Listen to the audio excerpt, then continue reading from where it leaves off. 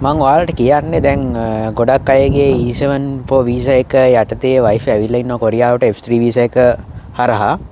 එතකොට දැන් ඔයා A level කරලා නැත්නම් ඔයාට කොරියාවේ ඩිග්‍රී එකක් කරන්න බෑ.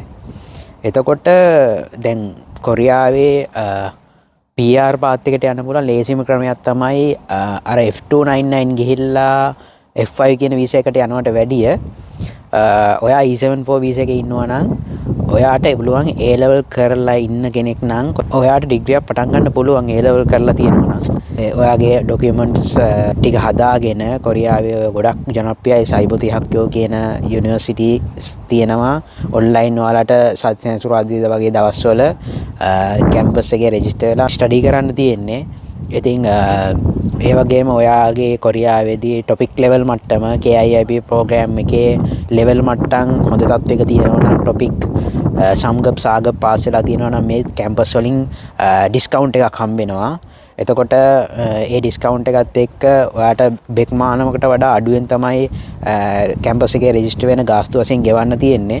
එතකොට ඒ රෙජිස්ටර් වෙලා ඔයාට පුළුවන් අවුරුදු 4ක ඉගෙනීම් කාලය ඉවර කරලා අවුරුදු 4කින් පස්සේ ඩිග්‍රී කම්ප්ලීට් කරලා ඔයාට PR එකට කෙලින්ම ඇප්ලයි කරන්න E7 Pro visa එකේ ඉන්න කෙනෙක් නම්. ඉතින් එහෙම නැත්නම් ඔයා ඒ කොරියාවේ E7 Pro visa එකේ ඉන්නවා නම් ඔයා A level කරලා නැතුව ඉන්න පුළුවන්. ඔයාට ඩිග්‍රී පටන් ගන්න බැහැනේ A level කරලා නැත්නම්.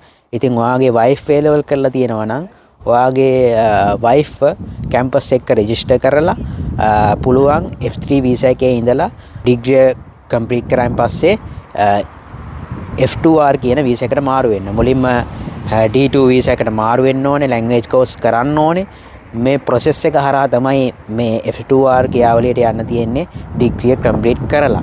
ඉතින් මේ දේවල් ගැන ඔයා ටිකක් දැනුවත් වෙලා කටයුතු කරන්න.